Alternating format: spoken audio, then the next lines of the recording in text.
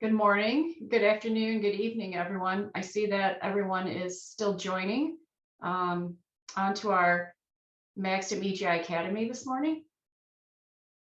This morning for me, that is. Let's see. I'm going to just wait until the participants. I'm going to wait a couple of moments to let everyone sign on, and then we'll get started.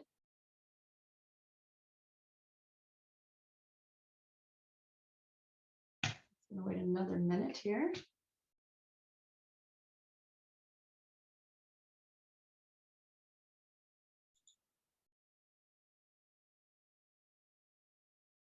Okay, it looks like the numbers are still climbing really fast. So I'll just give it another minute here. Thank you again, everyone. We're excited to present this to you.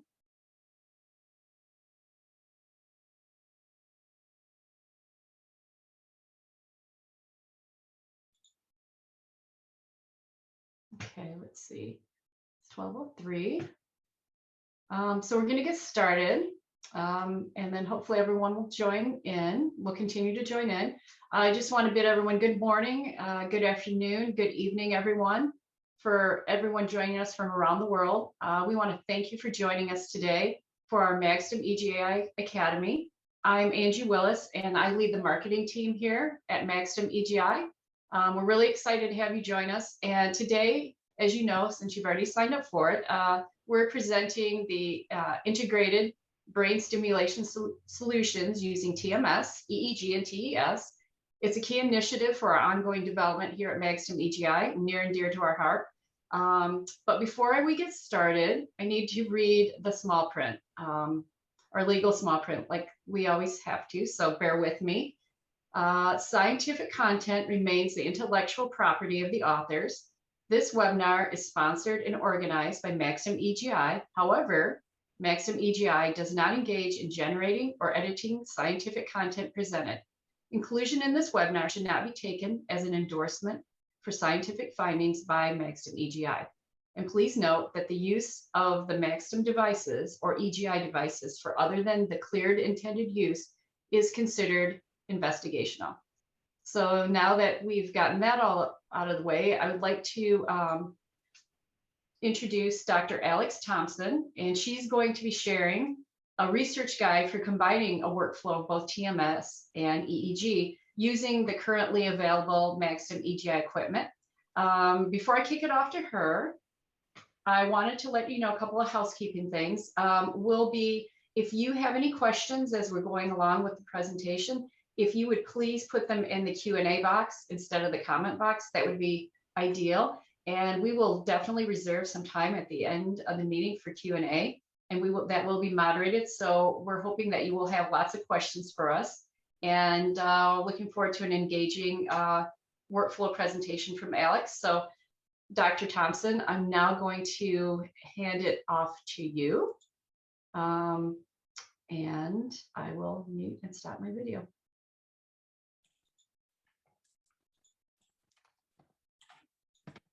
Great.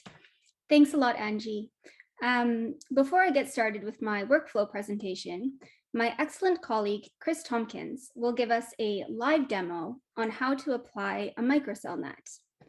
Chris is a product specialist based in Eugene, Oregon. He has been working with Magstim EGI for the past 10 years, training many EEG users around the world in high-density EEG. He's truly a specialist in high-density EEG, so I'm very excited to pass the floor for his expert demo on how to apply a microcell net. Chris, over to you. Thank you, Alex. So, as mentioned, I'll be going through a brief overview of the net application technique, specifically for the microcell geodesic sensor net, with our lovely volunteer, Kristen, here. Yeah, this is by no means a procedure to cover every step in detail, just a demonstration of the overview of the procedure as a whole. So we've actually completed one step already. Our participant has arrived with clean product-free hair. This is very important for data quality, EEG data quality specifically when stimulating with TMS. Electric current we measure from the brain gets sort of stuck in the oily and dead skin layers, which you'll hear referred to as impedance. As such, we recommend a few techniques that can help lower the impedance at the scalp and optimize EEG signal quality. So for example, the subject uses a exfoliating shampoo at home, brushing the hair and scalp thoroughly in combination with the dandruff shampoo. If the subject is prone to dandruff, you can also use this exfoliating new prep gel. So we mix it with a baby shampoo. Here we go. So yeah, new prep is commonly used in EEG to get impedances really down low, as close to 0 as possible. And that will just help with EEG signal quality. It's important to remember we don't want to break the skin. We just want to wash away oil and dead skin layers to help with the signal quality. And again, that'll just be critical for reducing artifacts in the EEG with concurrent TMS. So Kristen is already prepared. I'm going to start by taking a couple measurements of her head. So first I'm going to measure circumference.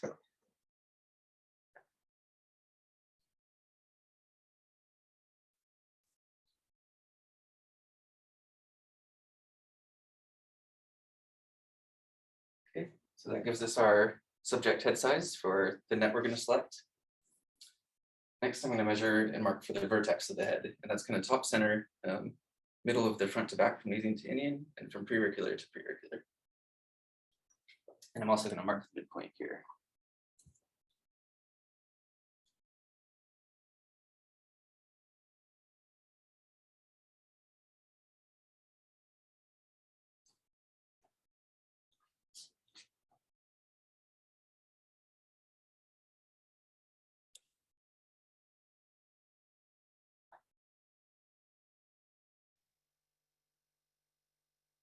Okay, so that tells me a couple of things that I need to know. First of all, we have a variety of sizes depending on head circumference. So I measured Kristen about 58 centimeters. So I know I'm going to use this 56 to 58 centimeter sensor net. You can see this is the Microcell design. So you may be familiar with some of our other designs as well. These have the very low profile electrode pellet. So they're these little flat discs. Get a good view of here, hopefully, which will allow you to get near direct contact to the scalp with the TMS coil. So it really helps just with the TMS placement. We'll also avoid having to up the power on the TMS coil, which creates larger artifacts in the EEG. So it's all around just sort of helpful. Thank you, Kristen, for your mask off. I'm going to go ahead and apply the sensor net. Make sure I get this in my ones here.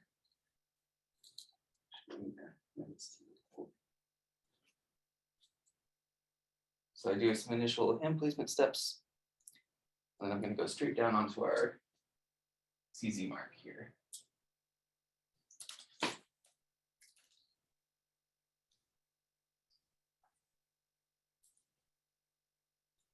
tighten up this cord lock, the chin strap here. So it's a nice snug fit. I'll make some initial position checks and adjust if needed.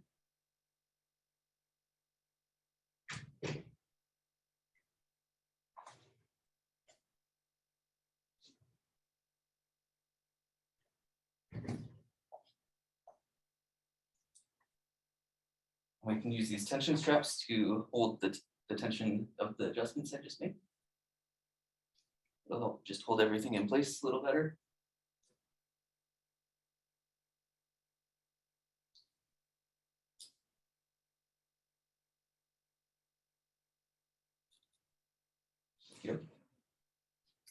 Now the fun part. So in addition to preparing the scalp, we also need an electrolyte solution to conduct the electrical activity of the brain. So I'm using this Rejection gel. This is good for a few hours. If you're recording longer term, say an overnight recording, we do have a paste solution that'll work longer duration. But what I'm going to do at this point is just go through each sensor and see on the scalp where we want to make contact. I have this here, so I have my list.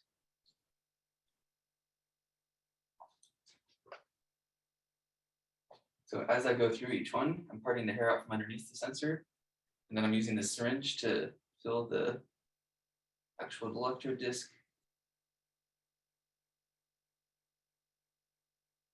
I'm going to do that for all the 1020 sensors we have here. It is important to note this is a 256 channel sensor net. In the spirit of not spending the whole hour going through each sensor, we're just going to do a subset of the 1020 sensors here. We do make different channel count versions, so you can go down to just the 1020 with the 32 channel.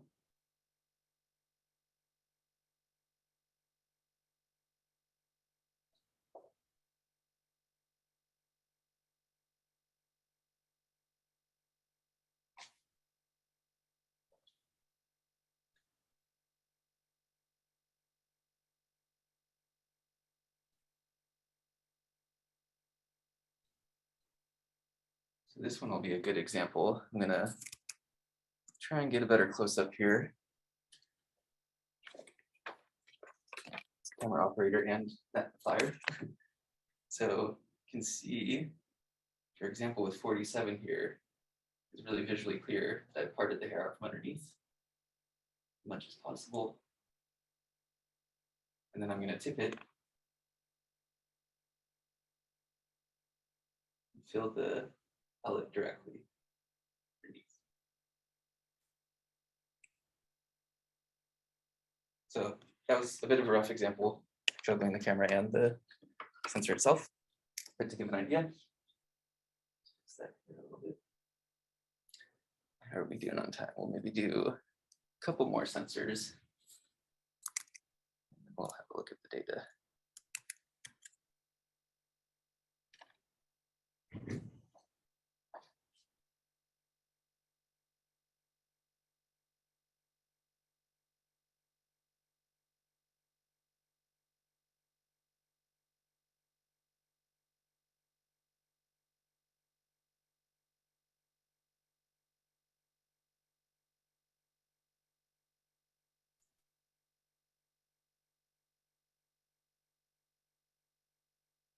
Okay, I'm going to head back to computer real fast.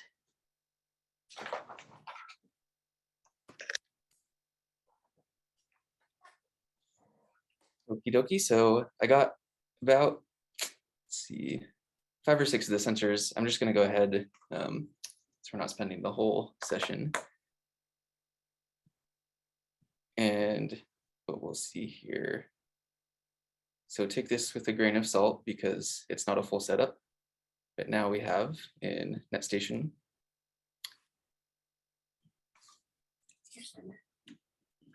Oh, thank you so much. Plug it in.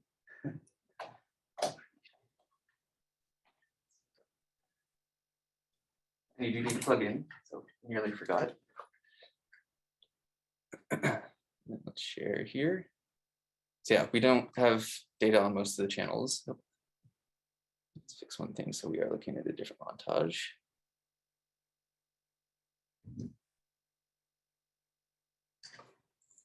So we only have a few of the channels, but this is essentially what you'll see as you go through and start to see. You'll see the brain activity measured. At this point, once we've seeded all the electrodes on the scalp and applied the electrolyte gel, we'll go through, run an impedance test, adjusting the electrodes that need lower impedance for any reason. That could be due to hair sitting underneath, could be fitting loosely or making poor contact on the scalp, or it could just be unprepared or oily skin. So really we want to try to get everything below 10 kiloohms for TMS stimulation. Yeah, that will be our goal. And yeah, I think that covers everything. So we'll take questions at the end, but I'll go ahead and hand it back to you, Alex, if you're ready.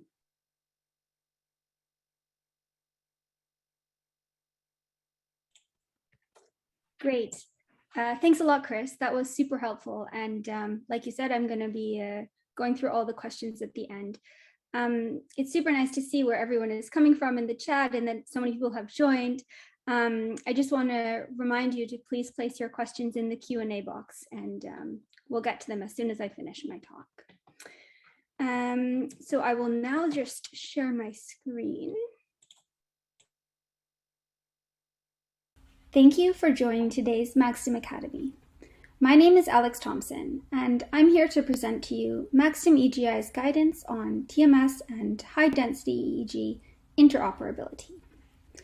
I started working for Magstim EGI about 9 months ago as a product specialist, and I'm based in Maastricht in the Netherlands. Before starting at Magstim EGI, I did my PhD at Maastricht University, also here in the Netherlands, and I focused on understanding the mechanisms of TMS. One of the ways which I investigated the mechanisms of TMS was through multimodal setups, such as Combined Tms and Eeg. While TMS EEG can be challenging, with proper understanding and good experiment preparation, the results can be very interesting. In this first part of the Academy, I will cover the concepts of using TMS and EEG at the same time, and the importance of understanding the artifact induced by the TMS pulse within the EEG data. In the second part, I will walk through our analysis workflow on how to remove this artifact using an open source software package.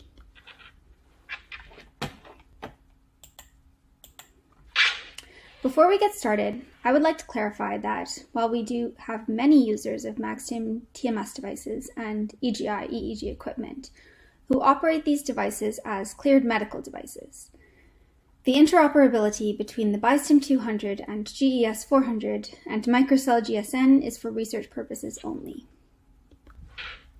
Also, a few disclaimers. The scientific content of this presentation remains the intellectual property of the authors. This presentation is prepared by Magstim EGI. However, Magstim EGI does not engage in generating or editing the scientific content presented. Inclusion in this presentation should not be taken as an endorsement of scientific findings by Magstim EGI. Magstim EGI also does not make any claim on the accuracy of the third-party software discussed in this presentation. Our intention is to provide an example case study on how Magstim EGI and high-density EEG data acquired simultaneously with TMS can be processed using widely available third-party software. Magstim EGI has not received any financial incentives from any third-party software developers for inclusion in this presentation. Also, we do have a copy of this presentation which we would be happy to share with you, so please reach out to us if you're interested in obtaining that. Here, we've compiled a list of relevant literature, which can really help you with getting started with your TMS EEG integration. These articles cover the fundamentals of TMS EEG, as well as some of the challenges, such as the artifact itself, as well as the artifact removal.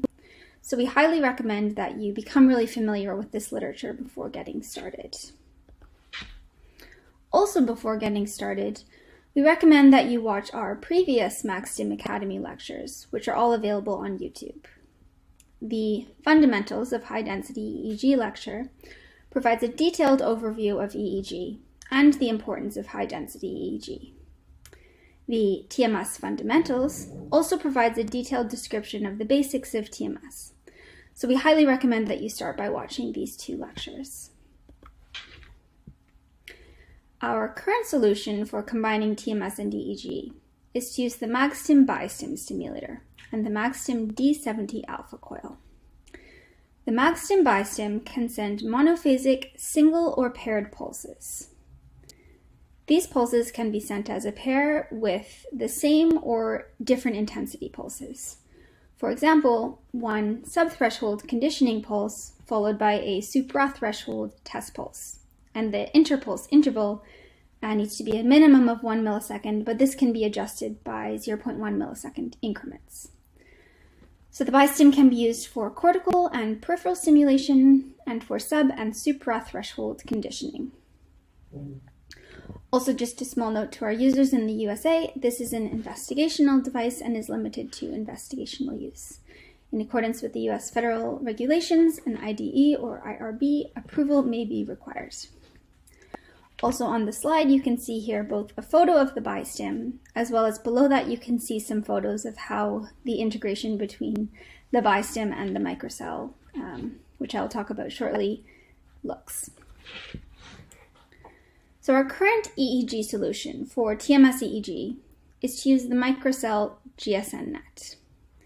This net has lower height pedestals, meaning that the coil is only raised an additional 4.8 millimeters from the scalp instead of the 9 millimeters as it would have been when using the hydrocell net. So these low-profile electrode nets come in all of our electrode sizes and channel counts from 32 to 256 channels, and in adults small to extra large. They do, however, require gel application, which is different than our hydrocells, which are the saline-based nets. An important advantage to using our EGI equipment for TMS EEG is in our software, as we have a 1000 Hertz fast recovery sampling rate option. This allows for faster recovery of data collection after the TMS pulse. This option is available in our NetStation software, versions 5.2 or newer.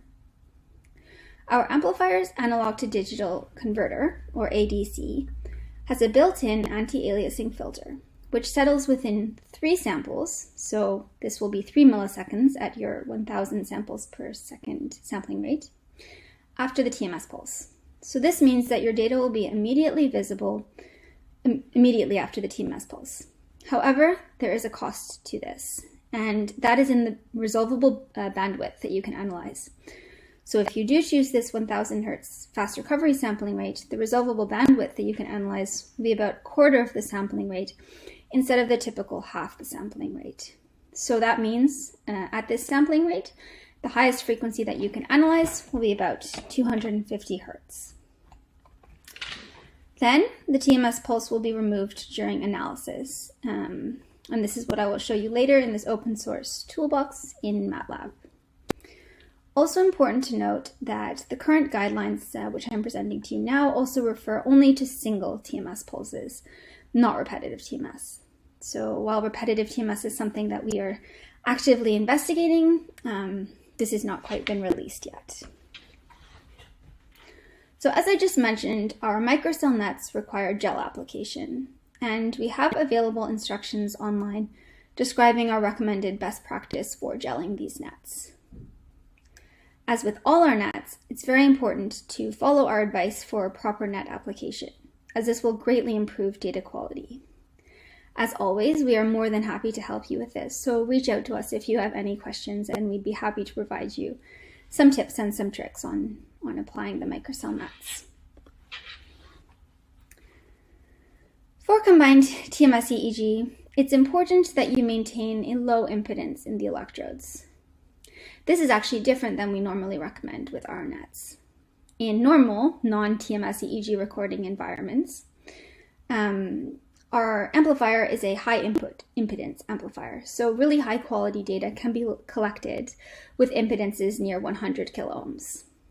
However, in TMS EEG, it's really important that you keep these impedances low.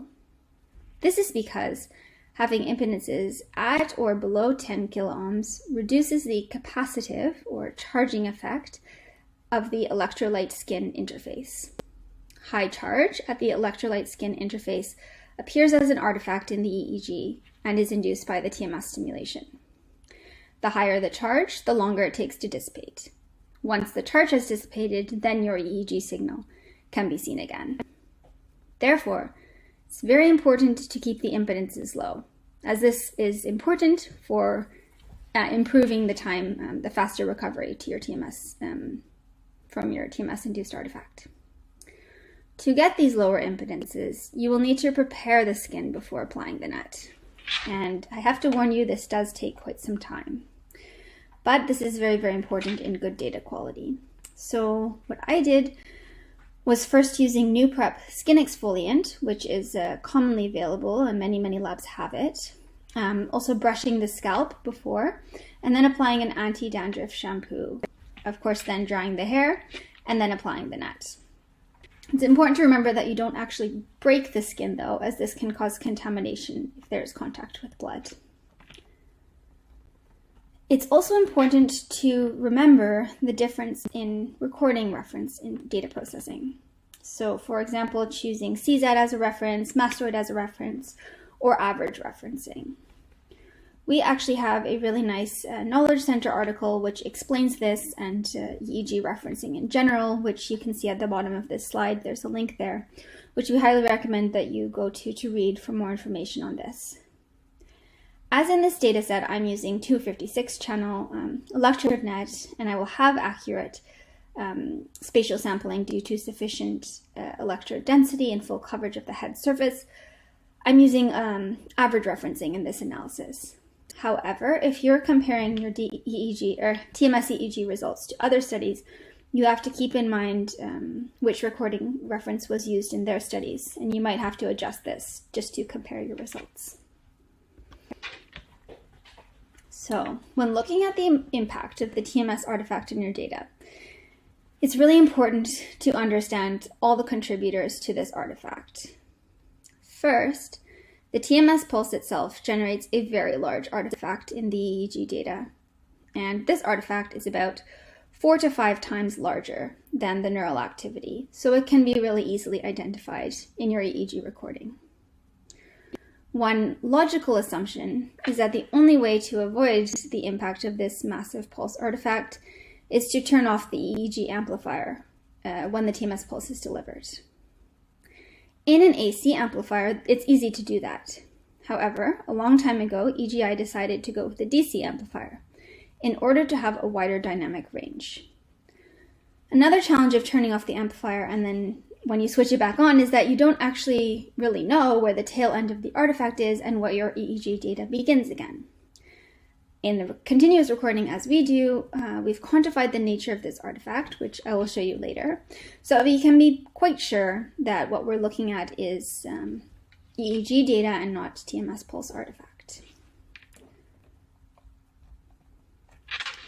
The next contributor to the artifact is a ringing or step response due to filtering of the data. These artifacts are produced either by online filtering during data acquisition or offline during data processing and analysis. These artifacts normally occur at sharp transitions to the data, for example, the TMS pulse. Therefore, both online and offline filtering should be only done after the removal of the TMS pulse artifact, and I will get to this shortly. TMS can also directly stimulate facial and scalp muscles and activate the motor neurons controlling these muscles, resulting in muscle activity. These cranial muscle artifacts can be recorded as a biphasic signal with peaks 4 to 5 and 7 to 10 milliseconds in the nearby electrodes on the stimulated hemisphere. TMS-induced muscle activity can be reduced by stimulating closer to the midline. This is also important, something to consider for improving patient or participant comfort. The recharging part of the aspect is due to the capacitors, which store the electrical charge for TMS after a TMS pulse is generated. So when a TMS pulse is generated, it is recharged after the TMS pulse, which generates another artifact close to the electrodes close to the TMS coil. These differ depending on the TMS stimulator, and for Magstim stimulators occur as a small spike right after the TMS pulse. We've done some quantification of this artifact, and we plan to release this as a white paper. We found that even if we increase the resolution of the data acquisition, so this would be using our software developers kit, which allows you to go up to 8,000 samples per second during a data acquisition, we didn't see a change in the quality of the artifact. Therefore, we have confidence that our 1,000 samples per second acquisition sampling rate is sufficient, as we didn't see a change in the artifact quality at these higher sampling rates. The decay, or the electrical artifacts, are produced by the magnetic fields and the accumulation of electrical charge in the interaction between the pulse and the skin gel electrode interface, the electrode lead wires, and the electrodes themselves. There's an initial large deflection in voltage which decreases over time. So the decay artifacts themselves are largest in the electrodes closest to the TMS pulse, and they can last from about 5 milliseconds to about 1 second after the TMS pulse. Luckily, however, the decay artifact can be minimized by reducing electrode impedances, using TMS-compatible electrodes, and arranging the electrode lead wires perpendicular to the TMS coil. With optimal preparation, these artifacts can be reduced to 5 to 10 milliseconds after the TMS pulse. The TMS pulse itself also generates a large click, which can, of course, trigger auditory evoked potentials. There are methods to minimize this, such as wearing earplugs, masking with TMS clicks, and maybe placing a piece of foam between the electrodes and the TMS coil. Ideally, a non-transcranial evoked potentials would be removed or reduced by including a realistic multisensory sham stimulation. So this is why it's, again, so important that you fully understand the TMS pulse artifact in your EEG data, and that when you're designing your experiment, you really design realistic sham conditions so that you can account for the non-transcranial evoked potentials in your EEG data. Luckily, however, we know we can expect some of these auditory evoked potentials in two major peaks at about 100 and 200 milliseconds after the pulse. Again, it's important to fully understand this pulse artifact so that you know where these components can be expected at which latency. There are several open source environment options which can be used for the TMS artifact removal. In this, I'm going to focus on the EEG Lab plus Tessa integration, which is a very, very straightforward and manageable process that I'm going to walk you through shortly. However, as you can see, there are other options, such as Fieldtrip, Artist, MNE Python. And here, just to show you, when combining TMS and EEG, you will notice in your ongoing EEG data a massive TMS artifact, as I mentioned before. So on the left here, you can see in NetStation, and this is just in a continuous recording, how the data would look, as well as in EEG Lab when you're analyzing your data after the recording is done. What you can see in the EEG Lab analysis is that I've included a DIN marker, which allows the segmentation of the signal for analysis based off of that trigger. However, this is actually not necessary because the pulse artifact is so large, and I will get to that in a minute as well. So again, just to reiterate on some of the points which have already been mentioned but are really, really important. The TMS evoked muscle activity can be minimized by positioning the coil closer to the midline, using more focal coils and lower TMS intensities. The large decay artifact can be minimized by reducing electrode impedances. It's really important that you avoid any filtering until after the TMS pulse is removed to avoid ringing and drift artifacts. And if sampling was done over 1000 Hertz, downsampling should be done after the TMS pulse is removed and interpolated. So, in this second part of the Academy lecture, I will walk you through an example analysis pipeline using an open source software package. This offers a workflow that you can follow now, using example data that I recently collected and analyzed using our existing equipment, as I mentioned earlier. The software package that I chose to use is called the TMS EEG Signal Analyzer, or Tessa, and it is an open source extension for EEG Lab, which contains the functions necessary for cleaning and analyzing TMS EEG data. Of course, as I mentioned earlier, these slides can be made available to you later if you want to follow through at your own pace another time. This Tessa Toolbox is a community-led project, which does not advocate for specific pipeline or analysis techniques, but just offers a basis to use and compare to other methods. I chose to use this toolbox. However, as I just mentioned, there are several other software options for data analysis. Also important to remember that this toolbox was developed by a series of top researchers and contributed to by many in the community. I personally didn't develop any part of this toolbox, and today I'm just going to be showing you how my data collected with our Magstim EGI equipment looks when running through every step of a pipeline, which is described on the Tessa user manual. Please keep in mind that data collected on different devices with different participants will look quite different at each one of these steps. This is meant to be an example and a guideline to show you that it's possible to remove the TMS-induced artifact in your EEG data using this analysis method. For further details on the Tessa toolbox, as well as how to use each step in the process, I highly recommend that you follow the tutorial on the website, as well as see the relevant papers, which are also listed on the website. So the data that I generated was through a 256 channel Microcell GSM net and single monophasic TMS pulses on a Magstim Biphasic stimulator using a D70 alpha coil. My participant was a healthy adult participant who had experienced single TMS pulses and EEG before.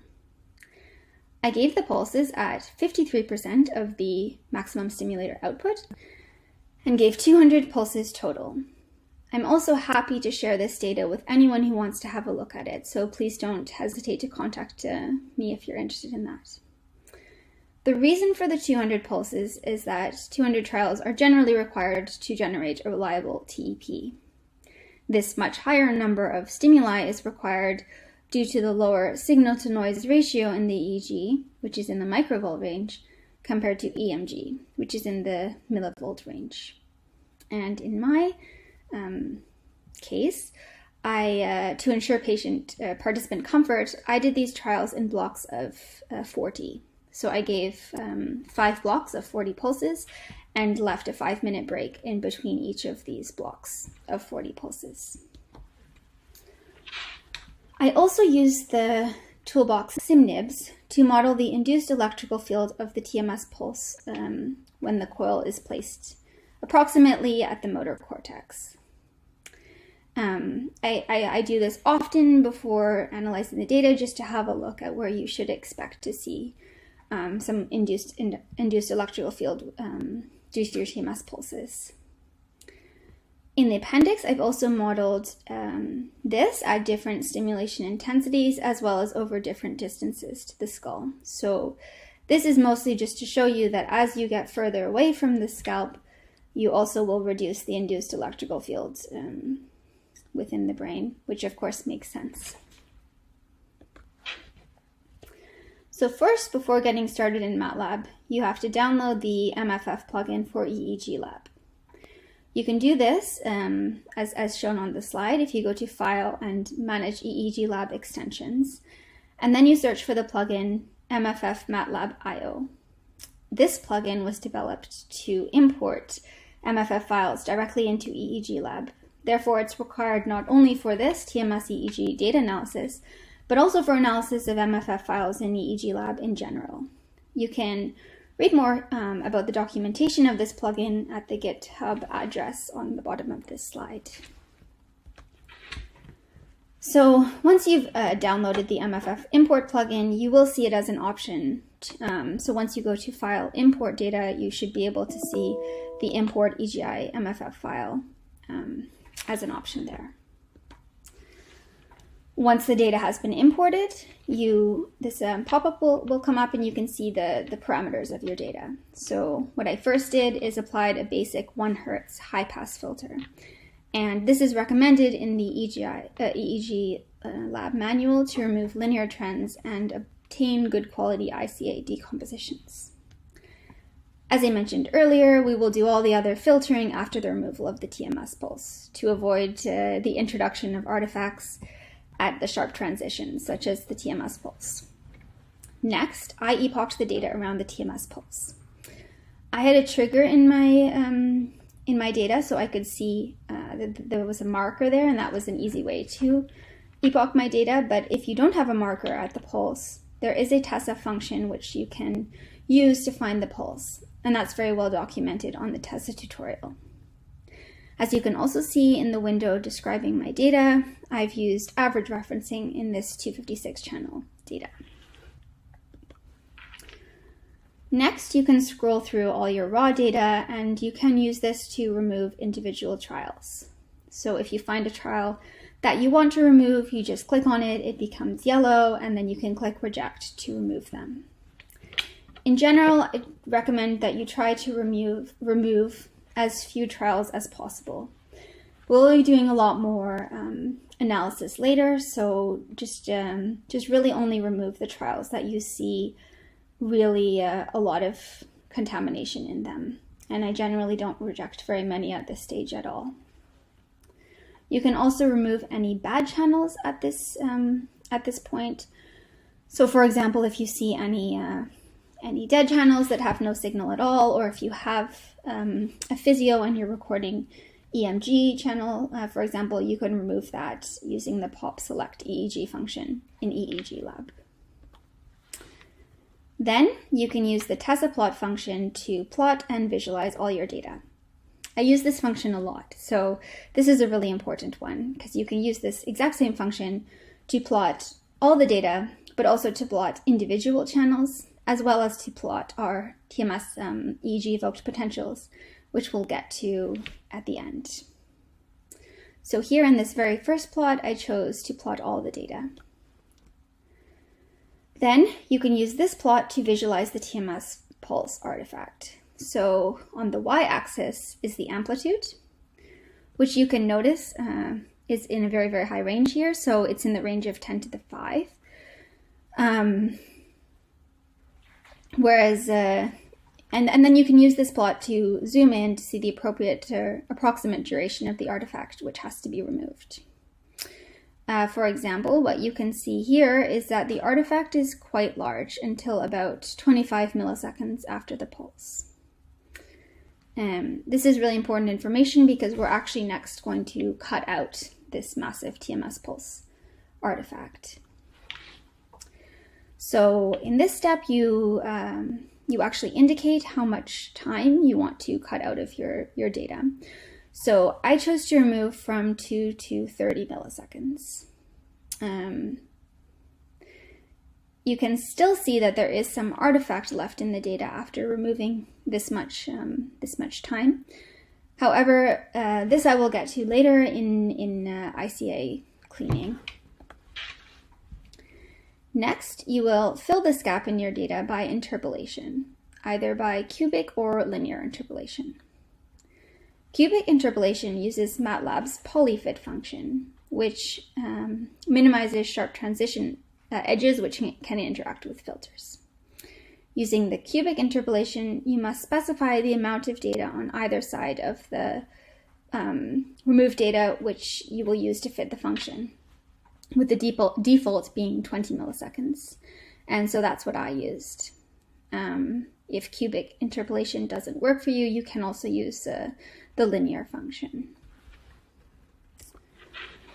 Next, you can run Tessa's fast ICA function, which ranks and sorts independent components of the data by variance, explained by the timed course. It also identifies and suggests which components may be due to TMS-induced artifacts, such as eye blinks, muscle movements, or electrode noise. There are several options for the approach of this ICA. However, the symmetric approach is recommended as it's more reliable than the deflation approach. The tan or Gauss functions are described in the literature, and they're described to perform equally well for TMS EEG data analysis, so either can be used here. The stabilization is by default off, which is also how I kept it. And you can find way more information on each of these settings in the online tutorial. Depending on your data, so the size of it and your computer processing, this ICA can take a while to run. For example, for me, analyzing this on a MacBook Pro in 256 channel data, this ICA took about 10 minutes, and that's just for one participant. Next, you should see this component selection screen, which allows you to select which components you would like to identify, as well as the relevant electrodes. These can all be selected as on-off, and the criteria for them can also be adjusted. The criteria that you use for component selection is really important to note, as this should all be reported in any publications that come out of this analysis. Some components which are important to note and which will likely have to be changed in your data are the lateral eye movements and eye blink options. So depending on your channel count, you will have to just adjust which electrodes are used for those two detections. Another important one to check is under persistent muscle activity, and these are the frequencies to exclude that account for line noise. So for example, since I'm in Europe, I have 50 Hertz noise, so I have mine at 48 to 52, but you might have to adjust this depending on your region. Every setting and every component of this component selection screen is fully described on the online tutorial, of course. Once you have run the fast ICA as well as the component selection, each component will come up in a pop-up screen, and this will show you several important features. It will prompt you with suggestions of what it thinks the component is, as well as whether it thinks you should reject this or keep this as a part of your data. While it does have this automatic component classification, each component does have to be checked manually by you. Of course, we don't recommend that you check every 251 components that are listed at the top here, but we do recommend that you check at least the first 32. And in this data set, I did all 50. You can also look under the IC, so where it says IC1 of 251, it says the variance accounted for is 24%. So you can get an idea of how much each component is responsible for that variance. It's important that you try to reject as few as possible, because we're trying to get the most out of your EEG data, and we want to try to reject as little as possible. To make your decision on whether to keep or reject the component, you can use all of the graphs provided. So in the top, you can see how your data looks with the component and without the component. And this is super helpful because you can see, at least in this example, that the component is clearly massive on a scale that's much larger than you would expect neural signals to be. So it's very likely a component that we should reject. Right below that, you see similarly the time course of the independent component, and this is plotted in red. So this component was classified as something that should be rejected. If it was plotted in blue, it would be suggested as something that you should keep. Below that, you can see the IC trial versus time plot. And so here you can see throughout all of the trials across the time course where this component is normally seen. And this can help you identify if that is an artifact largely due to the TMS pulse or whether it's seen across more time points. You also can see the power spectrum frequency plot at the bottom, which again is plotted in red if this plot should be, or if the component was selected as something that should be rejected, and it will be plotted in blue if it's something that you should keep. And above that, you can also see the topography, which can be really helpful in identifying where spatially most of that signal is coming from. And this is really useful if you're looking for, if this is an eye blink or an eye movement, or if it's a single electrode noise. So the classification will automatically determine what it suggests to you. So in this case, it's suggested it's a TMS evoked muscle, but you can of course change that to either keep, reject, or classify it as something else. And this is important because then at the end, you will have an overview of how many components were rejected and why they were rejected. And this is something that you could then report as well in a publication. After the ICA and component classification, there will be a screen which comes up, which allows you to see how your data looks before the correction and after the correction. And it will of course allow you to accept this, or if you click no, you can go back and redo that component selection. As you can see, I chose to run 2 ICAs, but this is often not necessary. So it's really important to really have a good look at your data after one round, and we'll go through that now. So after one round of ICA, this is how my data looked. So there's the before graph and there's the after graph. And what you can immediately notice is the change in amplitude scale. So before we were still at very, very high amplitudes, and after, while we're still in the range of about 400 microvolts, this is getting closer to what we would expect from neural signals to be. As you can see, though, there still looks like there's quite a lot of non-neural signal, something that we would need to reject further on. So what I did next is I bandpass filtered the data. So I did a 100 Hertz high-pass filter, as well as a 50 Hertz notch filter. And this just kind of cleans up the data a little bit.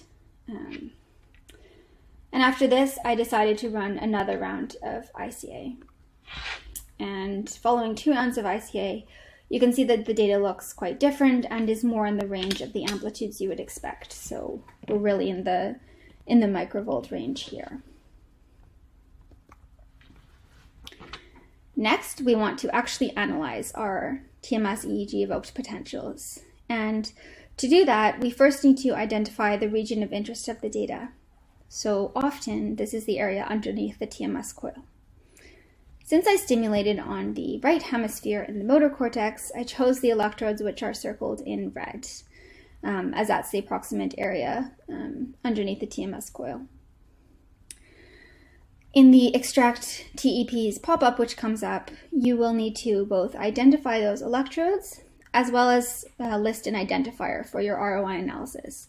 So I typed in right motor. And this is important because we'll come back to this both when analyzing the peaks in our data as well as plotting this data using this Tessa function I mentioned in the beginning. So next what we want to do is find the TEP peaks in our region of interest. So what you will do is first select the ROI analysis, which you just did in the TEP extraction step. So for me, it's ROI right motor. Then you need to identify peaks of interest. And this is something that you will have to go to the literature for, to identify these latencies where you would expect a peak in your data. You will need to run this analysis twice if you want to look at both the positive peaks and the negative peaks. So what I chose to look at was the P60 and P180. And what you also need to do is select the range of time that you want to look for these peaks within. So for the P60, I said between 50 and 70 milliseconds, and for the P180, between 160 and 190 milliseconds. Then you can also adjust whether it uses the largest, this is looking for the largest peak within that range, or whether you want to look right in the center. And again, you'll have to then run this twice if you want to also look at negative. So I also chose to look at some negative peaks, which are the N45 and N100. To visualize your results, you can view them both in a table, which you can use the function listed below. This is really useful for group analysis and statistics. You also want to visualize your TEP in a plot.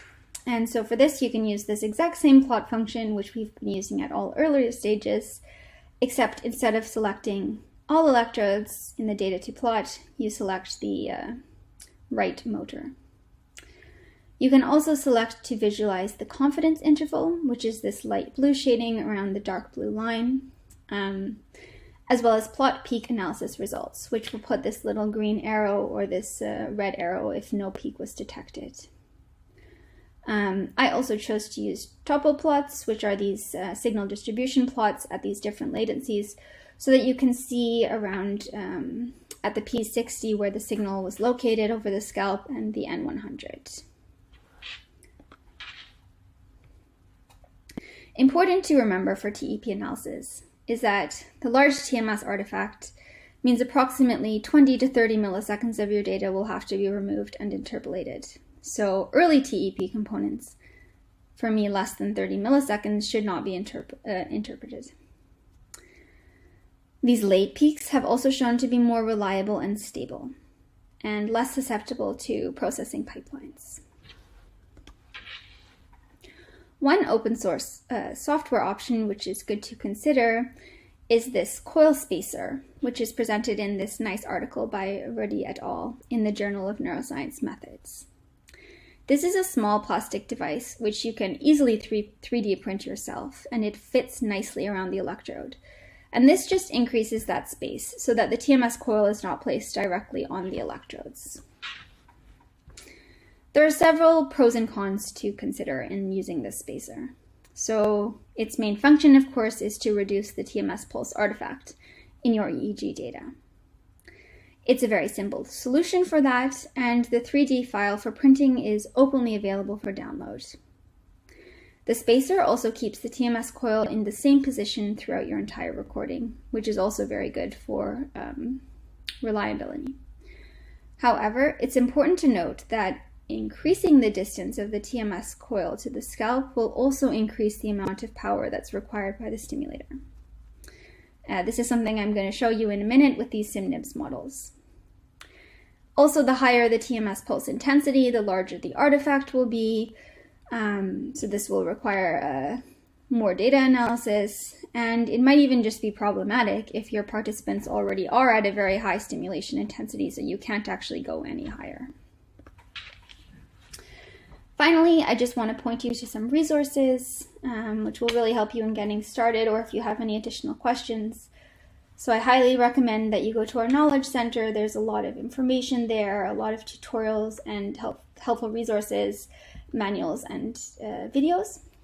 You can always contact our support team, the email address listed on the slide, or of course our sales team, which can help you with demos or quotes if you're interested in that. And here again is a list of references, which are not only very helpful resources, but they're the ones we've also referred to quite a lot throughout this presentation. Also, the Knowledge Center articles can be found on the links on the side as well. I want to just reiterate before getting started to really take the time to learn about this artifact, how it's created, and how it can be removed. Take the time to learn a little bit about MATLAB before getting started, and think a lot about your experimental design and appropriate controls. One way that's really useful to stay on top of the literature, which is coming out very, very quickly, is to set a Google Scholar alert so that you always get an email when new TMS EEG literature is published. Practically, you're going to have to spend a lot of time on impedances. So when you're planning your experiments, make sure that you give yourself lots of time per participant for preparations. Also spend a lot of time with piloting, trying to make your data as clean as possible before you even start your actual experiment. Finally, I just want to conclude by quickly showing you these models that I've done. So I used SimNibs, which is, again, a very highly recommended open source toolbox that you can use. You can download this software yourself, and the link to that, the article is here below on the slide. There's also a GUI that you can use. So I just used the M&I head template and the Magstim 70mm figure-8 coil. I input the rate of change, the magnetic field at 165 amps per microsecond as the 100% of the maximum stimulator output strength. And then I altered this depending on the stimulator strength that I was interested in. I also adjusted here the distance under the skin distance. So depending on where I wanted to look at the electrical field, I increased that from 4 to 12 millimeters. And so here what you can see is that at the maximum stimulator output, as you go further away from the coil, the induced electrical field, of course, gets weaker. And you can see that throughout all the simulations. I kept the scale constant to match with the 100%. So you see at 75%, there's much less compared to 100%.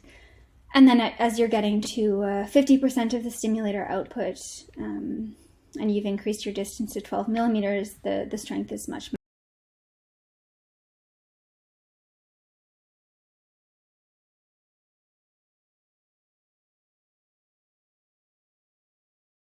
Thanks, Alex. We really appreciate the talk and persisting through the technical challenges. And also thanks, Chris, for showing the kind of practical hardware demo. We have a few questions from the audience about how you decide how much gel to apply under each microcell electrode.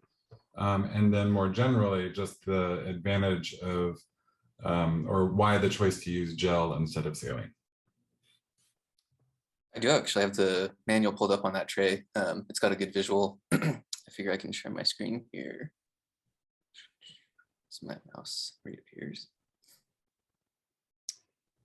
Yeah, so this is just from the Microcell manual on one of the Knowledge Center manuals.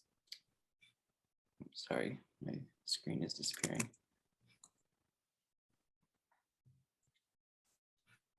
There we go. Okay, so hopefully you can see the manual now. So this is showing the gel in this row on the left that we used. So those are, I think I mentioned, good for up to a few hours. And there's also paste for longer term recordings. So you want enough that it's a little bit protruding out from the edges. So you can see with the gel here. But you have to also be cautious not to over apply. Gel and paste are higher risk compared to saline for electrolyte bridging. So if you have paste or gel between two electrodes or sensors, it's going to bridge the electrical activity across, and you're going to measure the same signal at both. So that's an artifact that you want to avoid. So just a little bit extra. Yeah, try to zoom in here. So yeah, you just fill up these little pockets with a little bit extra protruding out from the edges afterwards. That was the full question. Can you comment on the different types of gels that are usable with Microcell? Yeah, so we've tested and approved the Redux gel. This is the short-term, quicker, easier to apply, easier to remove gel. There's also Elefix, which I don't have here with me, but that's just by Neon Code, and I can't remember who makes Redux. Yeah, Parker Laboratories. So yeah, either of these are available pretty widely. So really just depending how long you plan to record. And I want to say, so paste is good for up to 24 hours. At that point, skin breakdown becomes an issue. So generally gel is preferable, but yeah, paste can go for longer. Okay. And I should mention also for people that have not seen the Microcell net before, so it was designed originally for TMS EEG as well as MEG-based recordings, and then also some groups use them for sleep recordings just because of the lower profile. Some people find it more comfortable. So those are the many kind of different applications of having that lower profile sensor net. And then I guess more generally on the question of saline versus gel, in this case, it's really just a matter of the electrode height. So in this case, we're using gel. The Microcell net can't hold saline, and so we are looking at options for doing TMS EEG with saline-based hydrocell nets, but stay tuned for that. And then we had some general questions asking about if you can just kind of talk more basically about monophasic versus biphasic pulses, as well as paired pulses. We had a couple questions in that area. Yeah, so I can also just start by saying that we started by testing the monophasic pulses, but we are also going to test biphasic. So I haven't, I have done it, I haven't quantified that yet. We expected that the artifact would be smaller in the monophasic pulses, yeah, and also that the intensity of the TMS required would be less with the monophasic pulses. But this is something that we'll get back to you with once the biphasic analysis is done. Okay. And then how about with just a little more on paired pulses? Yeah, so the paired pulses is it's also something I didn't test, but you can do that if you want to measure cortical inhibition, or there are different protocols of paired pulses. I don't know of anyone that's combining TMS EEG and paired pulse stimulation, so that's something that's still relatively new in the field, but definitely interesting to look into. Okay, thanks. And for people on the session, I included our TMS fundamentals Magstim Academy that we did previously with Mark George, and it introduces some core concepts of TMS that if you're just getting started with TMS or want to refresh, that's a great option from a leader in the field.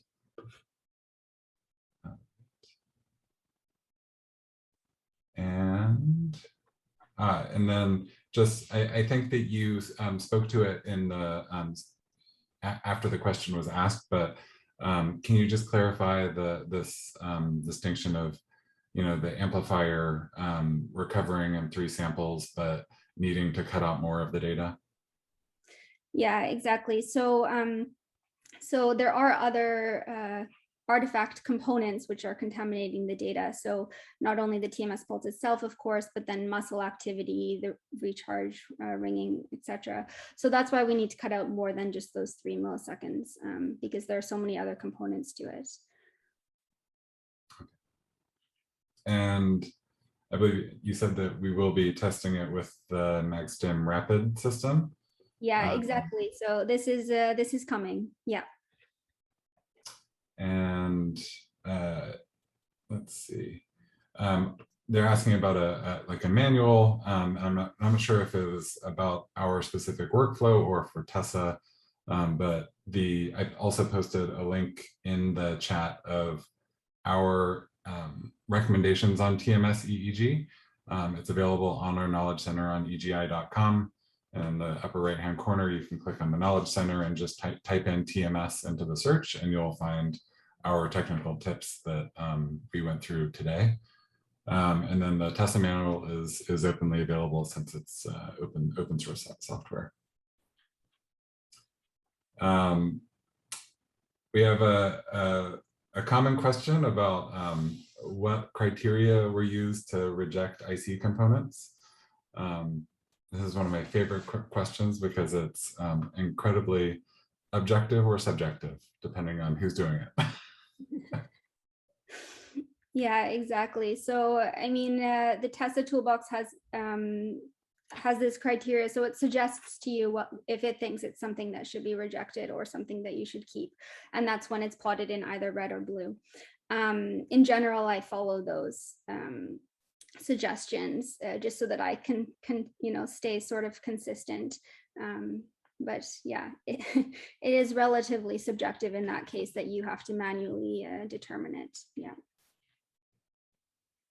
And how about how important do you think the uniformity of impedances across the sensor net are? We have a comment about do you focus on just under the stimulation site, or how important is it to have them uniform across the scalp? Yeah, so I mean, you of course want to focus on those ones underneath the coil, because those are probably your electrodes of interest. But if you're wanting to look across any other part of the brain, you really want to focus on those ones as well.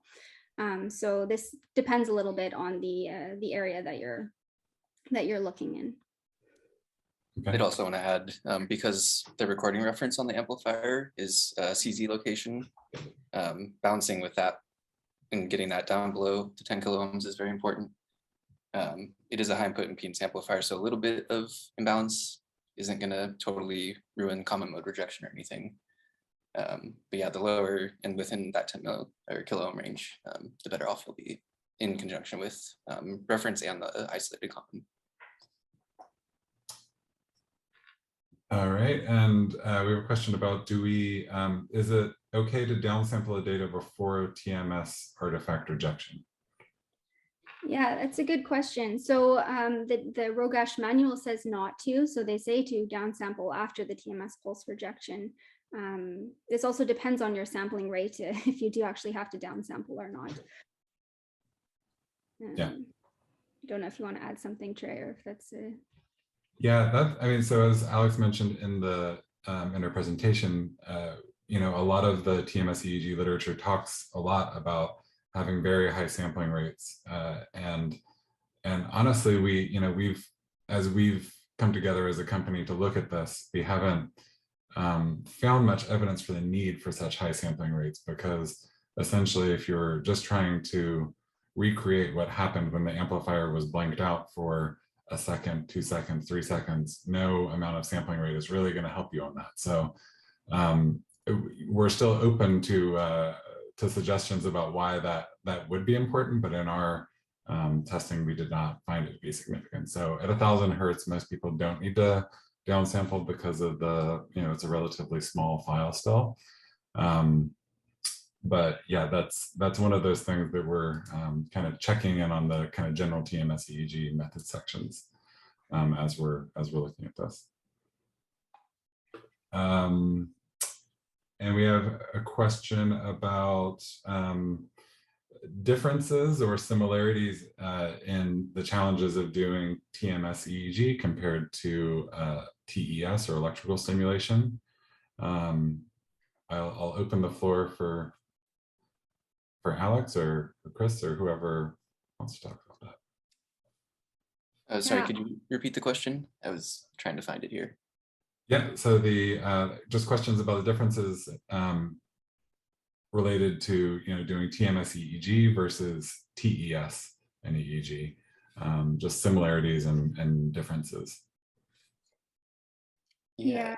Good So question. I don't have any experience with TES EEG myself. I think there are also just practical differences in where you're placing, you know, the TMS coil can be placed above the electrodes, but if you're using TES, you know, either you'll need to fit those electrodes somewhere in, and that's really difficult on a high density net, or yeah, using a different system. I personally don't know about the analysis pipeline for that. Chris, I'm not sure if you have anything else to add there. Yeah, I don't think I have too much to add, unfortunately. I mean, it's, at least in my experience, a new enough field that there's still a lot of unanswered questions. And a lot of people are doing some of the earlier work on what the analysis pipelines and things like that will be. Yeah, I don't think I really have any definitive answers. I mean, I will say you can also record simultaneously with our system, so you can stimulate and measure EEG at the same time.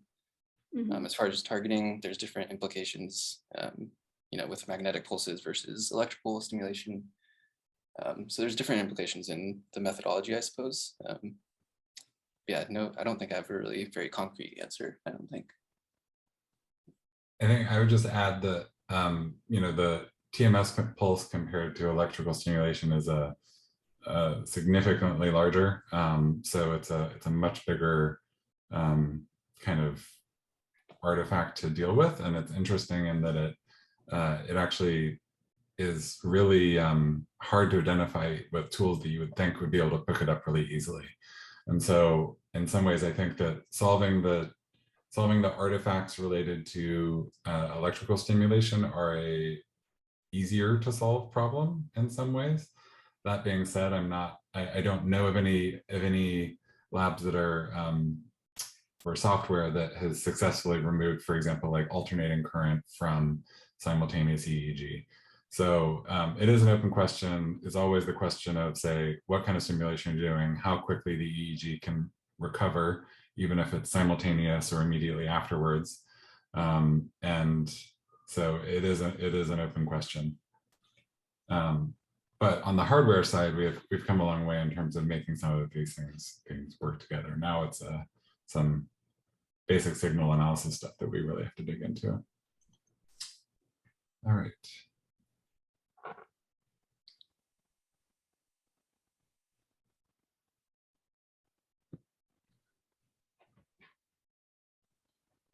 So we're asking about the relationship of our sensor nets to the 1020 system and how you might use that in brain mapping with TMS EEG, I guess. Yeah, let me see if I can pull up a picture here real fast. This might be hard to see on your screen. We'll see if it shows up okay. And Alex, oh, go ahead. That's perfect. So yeah, I'm just going to zoom in on this. So this is just a 2D sensor layout, so it's not going to list every channel. We can also go into the software, but a handful of these you'll see have the 1020 labels listed throughout. Real quickly, I'll just pull up this document as well. So we do have a white paper on how those were identified, which you can find in the Knowledge Center here. Assuming my internet connection holds up.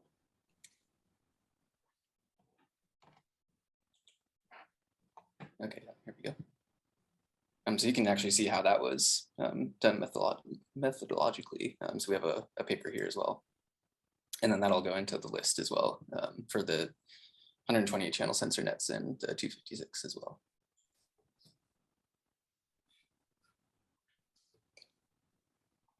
Great. And let's see.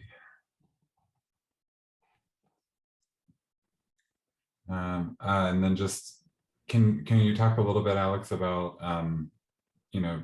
TMS being used for cortical versus some subcortical stimulation? Yeah, so the depth of the TMS pulse isn't very low, so it's very cortical.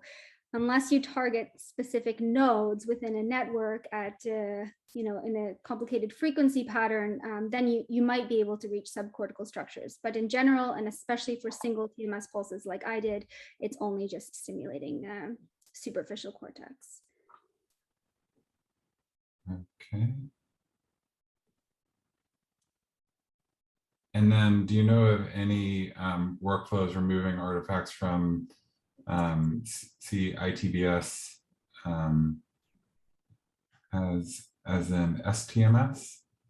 Yeah, so I would imagine that it would be the same. You just would have to be careful about the intervals between the pulses. But yeah, it should be the same. So yeah, that workflow should be fine. Yeah. Okay. How are you aware of any toolboxes that do online EEG processing to trigger TMS? I'm not. No, I think at the moment it's mostly offline. Yeah. Yeah, the one thing I would say you might look into that I see used most frequently would be Lab Streaming Layer. Has some open source capabilities, so if someone has developed that, that could be a possibility. Yeah, none that I'm aware of actually. All right. And then can you talk, Alex, a little bit about the effect of running multiple ICA runs on the same file and how that will change the data? Yeah, it's a good point. So it will produce a different output when you run the ICA on the data each time. So yeah, that's something really important to note, that this isn't going to be consistent across every time. Yeah. Okay. And then we do have another question about kind of automatic classification of independent components in ICA. And I think just generally, I'll say that, there is the functionality within Tessa, and then there's also a growing number of tools like IC Label and quite a few others that will auto-classify based on a variety of approaches. So it's a hot area of development in the open source world. So I think you'll just increasingly see different options for that. And then we have a question about how about, I believe they're talking about a cerebellar response in relation to TMS EEG. So yeah, it's an interesting question. I've never done cerebellum stimulation myself. I think that's quite complicated in itself. just because you also will get some muscle reflex and it's quite uncomfortable for the participants. So yeah, it's a good question, something that's still, I think, pretty open to be investigated. And then we have, I'm not sure who is best to answer this, but when you do the 8K sampling with our SDK, did you change the hardware anti-aliasing filter setting as well? Yeah, I would assume that it wasn't changed, but this I'm not sure about as well. I wasn't the one who did that testing. Something we have to get back to you on. Okay. Okay, I think that is all the questions we have for now. And I think we have to wrap up anyways, looking at the time. All right. So just to conclude, I really want to thank everyone for joining. It seems like we had a really big audience from all around the world. Was super nice to see all of these questions. Thanks a lot, Chris, for your demo, and Trey for moderating the questions. And this has been recorded, so it will be available to you to go back to afterwards. And of course, always contact us if you have any questions. We're always happy to help. All right. All Thanks, right. everyone. Yeah, Thanks thank a you. lot. Bye.